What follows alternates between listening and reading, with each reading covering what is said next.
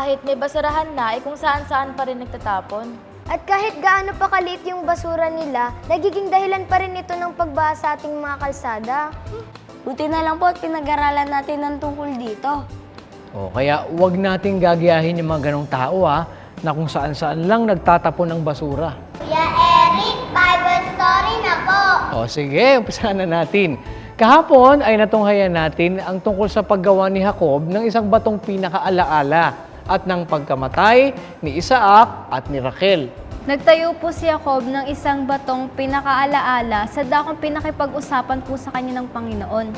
At namatay po si Raquel pagkatapos niya pong maipanganak si Benjamin. At inilibing po siya at nagtayo po siya ng isang batong pinakaalaala sa ibabaw ng kanyang libingan. At naparoon po si Jacob sa kanyang tatay na si Isaac. At si Isaac po ay namatay sa edad na 180 years old. At nalaki po sa kanyang bayan. Siya nga inilibing ng kanyang dalawang anak na si Jacob at si Esau. Pagkatapos sa pangyayaring iyon, si Jacob ay nanahan sa Kanaan. At si Jose na kanyang anak ay minamahal niya ng higit sa lahat ng mga anak niya dahil siya ay anak niya sa kanyang katandaan. At dahil doon, alam niyo ba kung ano ang naging resulta? Ano po, Eric? Eto, basahin natin ang nakasulat sa Aklat ng Henesis sa 37:1 hanggang 12. At tumahan si Jacob sa lupaing pinangibahang lupain ng kanyang ama, sa lupain ng Kanaan. Ito ang lahi ni Jacob. Si Jose, na may 17 taon, ay nagpapastol ng kawan na kasama ng kanyang mga kapatid, at siya'y batang kasamahan ng mga anak ni Bilha at ng mga anak ni Zilpa, na mga asawa ng kanyang ama. At ibinalita ni Jose sa kanilang ama ang kasamaan nila. Minamahal nga ni Israel si Jose ng higit kaysa lahat niyang anak, sapagkat siya ang anak ng kanyang katandaan. At siya'y iginawa ng isang tunika na may sari-saring kulay, at nakita ng kanyang mga kapatid na siya'y minamahal ng kanilang ama ng higit kaysa lahat niyang kapatid. At siya'y kinapuutan, at hindi nila mapagsalitaan siya ng payapa. At nanaginip si Jose ng isang panaginip at isinaysay sa kanyang mga kapatid, at lalo pa nilang kinapuutan siya. At sinabi niya sa kanila, "Pakinggan ninyo, ipinamamanhig ko sa inyo itong panaginip na aking napanaginip. Sapagkat narito, tayo'y nagtatali ng mga bikis ng trigo sa bukid. At narito, na tumindig ang aking bigis, at tumawid din naman. At narito, ang inyong bigis ay napasapalibot, at yumukod sa aking bigis. Maghahari ka ba sa amin? O papapanginoon ka sa amin?" At lalo pa siyang kinapuutan nila dahil sa kanyang mga panaginip at sa kanyang mga salita.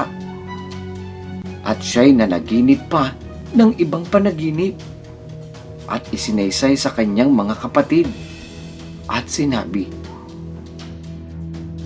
"Narito, ako'y nanaginip pa ng isang panaginip, at narito, na ang araw at ang buwan at ang 11 bituin ay yumukod sa akin."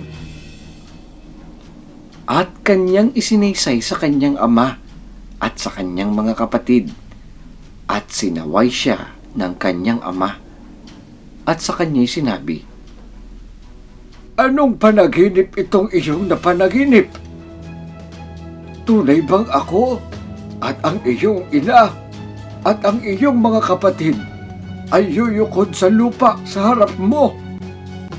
At ang kanyang mga kapatid ay nainggit sa kanya. Datapwat iningatan ng kanyang ama ang salita sa pag-iisip. At yumaon ang kanyang mga kapatid upang magpastol ng kawan ng kanilang ama sa Sikem. Naku, inggit po pala ang naramdaman ng mga kapatid ni Jose sa kanya. At napuot po sila sa kanya. At lalo pa po nilang kinapuotan si Jose nang mapanaginipan niya po na yuyukod po sila sa kanya. Eh, ano po ba ang sumunod na nangyari kay Jose? Yan naman ang tutuklasin natin bukas kung laloobin ng Panginoon. Kaya huwag kayong absent sa panonood ng Bible story. O mga bata, tumulong tayo sa pagpapanatili ng kalinisan ng ating kapaligiran. Sa maliit na paraan ng ating pagtulong, malaki ang maibabahagi natin sa pagligtas ng ating kapaligiran mula sa polusyon at pagkasira nito. At tandaan na ang mga ito ay ipinagkatiwala sa atin ng Diyos, gaya ng sinasabi sa aklat ng Henesis 1:29 hanggang 30.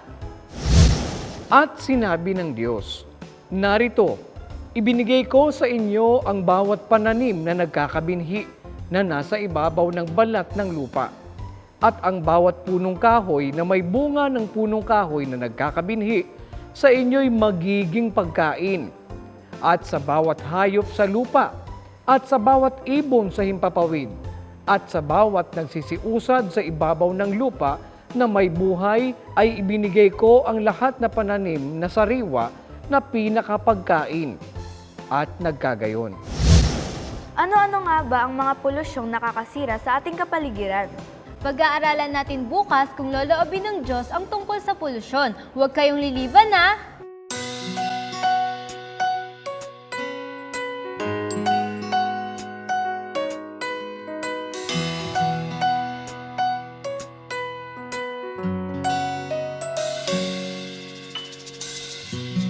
Tagulan ay dumarating, ito'y paghandaan natin. Katawan ay palakasin sa mga wastong pagkain. Kalambutan natin ay papawiin. Pagkatapos ng ulan, araw ay sisikatin. Sa pagbuhos ng ulan, ating ngang nalalaman, sa Diyos nagmumula ang kabutihan. Pananim at kagubatan, nadidirigan, sa lupa'y nararamdaman kanya. Pagmamahal, magpakailanman.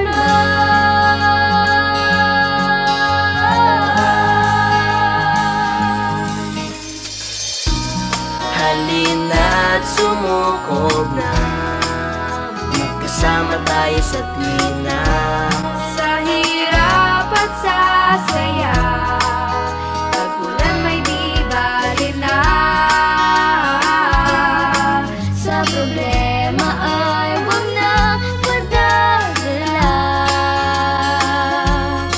Sa pagtila ng ulan, panibagang pag-asa. Sa pagbuhos ng ulan,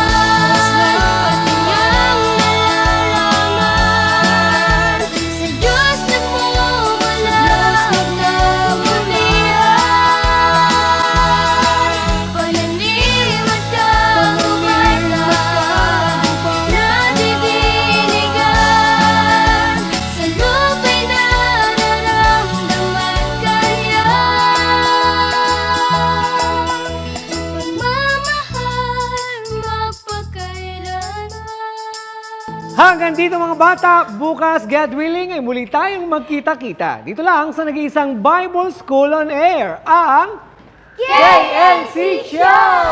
Sa KNC Show, Noticias while we grow.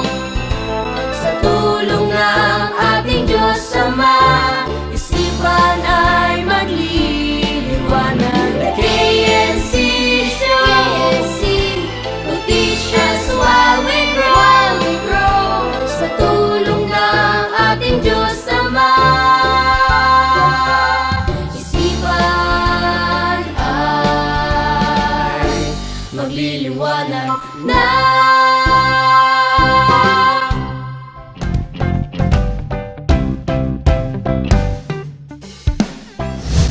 O Alicia, narinig mo yan ah. At magamit pa natin ng pwede pang mapakinabagang mga bagay. O yan, tapos na. Magama...